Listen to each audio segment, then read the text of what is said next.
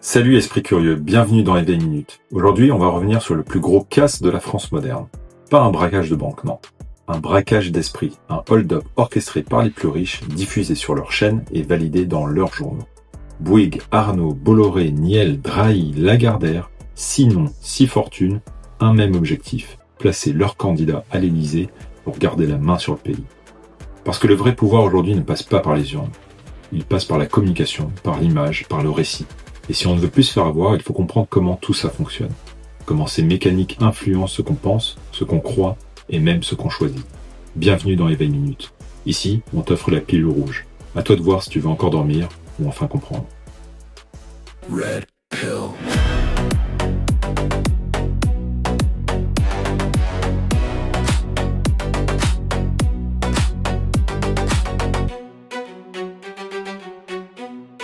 Red Pill. Tout commence en 2013. François Hollande est à bout de souffle. La gauche est divisée et l'Élysée tourne en rond. Dans ce chaos politique, un homme prépare déjà la suite, Emmanuel Macron. Ancien banquier d'affaires chez Rothschild, il a gagné des millions en pilotant les ventes de Pfizer et Nestlé. Des deals colossaux qui lui ont ouvert toutes les portes de la haute finance. En quelques années, il est passé de l'ombre à la lumière, de la banque à la présidence de la République. Mais rien de tout ça n'est un hasard. À l'Élysée, Macron réunit discrètement un petit cercle de stratèges de la communication. Ismaël Emilien, Havas, Franck Louvrier, Publicis, Brice Teinturier, Ipsos et Philippe Grandjean de Capgemini. Des professionnels du storytelling politique. Leur mission, créer une image de candidat neuf, indépendant, moderne. Un homme sans étiquette, sans histoire politique, mais qui dit exactement ce que les puissants veulent entendre. Le produit parfait, propre, souriant, calibré. Pour lancer un produit, il faut de la visibilité. C'est là qu'interviennent les grands patrons des médias. Bouygues avec TF1. Arnault avec Les Échos et Le Parisien, Drahi avec BFM TV, Libération et l'Express, Lagardère avec Paris Match, JDD, Bolloré avec Canal+, et enfin Niel avec Le Monde et l'Obs. 6 hommes qui contrôlent 80% de ce que les Français voient, lisent ou entendent. C'est simple, ce sont eux qui façonnent l'opinion publique. Macron les approche un par un, des dîners privés, des échanges off, des entretiens à huis clos. Il leur promet une France pro-business, stable, ouverte au marché. Et eux voient en lui le rêve absolu, un jeune candidat capable de défendre leurs intérêts sans avoir l'air d'un politicien. Très vite, les journaux se mettent à parler le même langage. Macron le renouveau, Macron la modernité, Macron l'avenir. Chaque couverture, chaque plateau, chaque sondage renforce l'illusion. Et en quelques mois, le banquier inconnu devient le phénomène Macron. Un miracle médiatique, bien plus qu'une ascension politique. Dès 2014, la machine tourne à plein régime. Paris Match multiplie les unes sur le couple présidentiel avant l'heure. L'Obs le présente comme l'homme de la deuxième gauche. BFM TV suit ses déplacements comme s'il était déjà en campagne. Et pour habiller tout ça, un nouvel institut de sondage apparaît, Odoxa.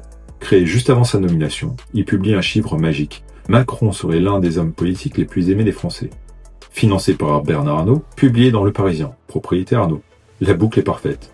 Les sondages fabriquent la popularité, les journaux la répètent, et la télé la transforme en certitude. Tu crois voir une montée politique, tu assistes à une campagne publicitaire. Et plus les Français doutent du système, plus les médias leur vendent un candidat hors système. C'est brillant, c'est cynique, ça marche. Et pendant que tout ça tourne sur les écrans, les paramilliardaires, eux, s'occupent des bénéfices. Arnault encaisse 1,8 milliard sur EADS sans payer d'impôts. Drahi rachète SFR malgré ses dettes colossales et ses sociétés offshore. Lagardère liquide ses parts dans l'armement et touche un bonus fiscal. Et Bolloré renforce Havas, l'agence de com qui s'occupe de la campagne de Macron. Niel, enfin, gagne en puissance dans la presse et la téléphonie. Chaque investisseur médiatique sait qu'il sera récompensé plus tard. Les promesses ne sont pas écrites, mais elles sont comprises. C'est la règle non dite du pouvoir moderne. Le silence médiatique vaut plus que n'importe quelle loi. Et pendant que ces milliardaires récoltent, les médias qu'ils possèdent glorifient Macron, le présentant comme le candidat du progrès et l'homme du futur. Un futur certes, mais pas pour nous. Mais pour vendre un produit, il faut une histoire. Et leur histoire, c'est la romance Macron. Un couple hors norme, moderne, courageux. Une fiction parfaite pour humaniser un ex-banquier millionnaire. Mais derrière le storytelling, il y a une réalité gênante.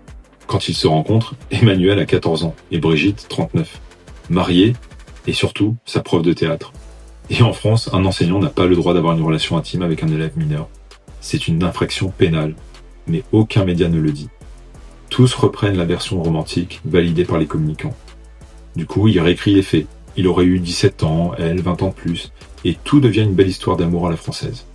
Le récit est huilé, calibré, validé par Havas, qui appartient à Bolloré, et par Image, à Lagardère. Un scandale réel transformé en conte de fées médiatique. Et ce mensonge-là, les Français l'ont acheté sans le savoir. Quand des rumeurs d'homosexualité plus gênantes apparaissent, les milliardaires sortent leur carte maîtresse, Mimi Marchand, ancienne trafiquante plusieurs fois condamnée, devenue la reine du people et des opérations d'image. C'est Xavier Niel qui l'a mis en relation avec Brigitte Macron. Sa mission ? Verrouiller. Plus une seule photo sans validation, plus un mot sans contrôle. En 2016, elle orchestre la célèbre photo de Biarritz. Macron et Brigitte sortant de l'eau, main dans la main, bronzés, souriants, parfait. C'est une mise en scène, pas un instant volé. Et la presse reprend l'image comme une preuve d'amour sincère. Et ça, c'est du marketing. Là où il y a un doute, ils mettent une émotion.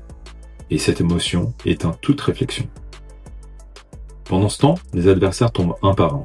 Sarkozy, Juppé, Fillon, Valls, Hollande, tous explosent médiatiquement. Et à chaque fois, les révélations sortent des mêmes rédactions. Pile au bon moment, Macron, lui, avance sans obstacle. En 2016, il lance En Marche, officiellement un mouvement citoyen. En réalité, c'est une start-up politique montée par les réseaux de Patrick Drahi. Bernard Mourad, ex-patron de BFM et Libé, pilote la stratégie et les levées de fonds à Londres. Le logo, les slogans, les discours, tout est calibré. C'est la première campagne politique française construite comme une campagne de pub internationale. Chaque phrase, chaque photo, chaque sourire a été testé. Et pendant que le peuple croit voir un mouvement spontané, il regarde un script. 2017, Macron marche sur le Louvre. Musique dramatique, plan lent, éclairage millimétré. Brigitte porte du Dior, Maison Arnaud. BFM TV diffuse la scène en direct. La foule acclame. Et ça, ce n'est pas une élection, c'est un lancement de produit. Le président est marketé, emballé, vendu. Et derrière les applaudissements, les parrains milliardaires savent qu'ils ont gagné. Macron n'a pas conquis le pouvoir. Ce sont les milliardaires des médias qui le lui ont offert. En lui ouvrant les plateaux, en effaçant les critiques et en contrôlant le récit du début à la fin. Et la suite ressemble à un remboursement de dettes. Suppression de l'ISF sur le capital financier. CICE à 110 milliards pour les grandes entreprises. Baisse de l'impôt sur les sociétés. Réforme du travail. Privatisation partielle. Résultat, le CAC 40 pulvérise ses records. Les dividendes des actionnaires atteignent 80 milliards d'euros en 2023, pendant que les salaires stagnent et que les loyers explosent. Et les médias dans tout ça ? Silence. Pas une enquête sur les profits de LVMH. Pas un mot sur les conflits d'intérêts entre Bolloré, Drahi, Niel et le pouvoir. Pas un débat sur la mainmise des milliardaires sur la presse. Parce que ces rédactions appartiennent aux bénéficiaires directs de ces politiques. Le contre-pouvoir est mort, le quatrième pouvoir s'est vendu au premier. Et dans un pays où les journalistes travaillent pour ceux qu'ils devraient surveiller, la vérité devient un produit comme les autres. Voilà le vrai hold-up. Les riches achètent les médias façonnent les présidents, et les présidents renvoient l'ascenseur. C'est un cercle fermé. Macron n'est pas une erreur du système, c'est le système personnifié. Un président fabriqué par les riches, pour les riches. Tant qu'on laissera les plus riches écrire l'histoire, on ne fera jamais partie du scénario. Ils possèdent les journaux, les chaînes, les politiciens. Et tant qu'on ne reprendra pas la parole, ils continueront de parler à notre place. Alors oui, il faut sauver la démocratie. Mais la première étape est de chercher la vérité. Alors, tu as pris la pilule rouge ? Bienvenue dans le monde réel. Like, commente, abonne-toi. Et surtout, réveille les autres en partageant. À bientôt.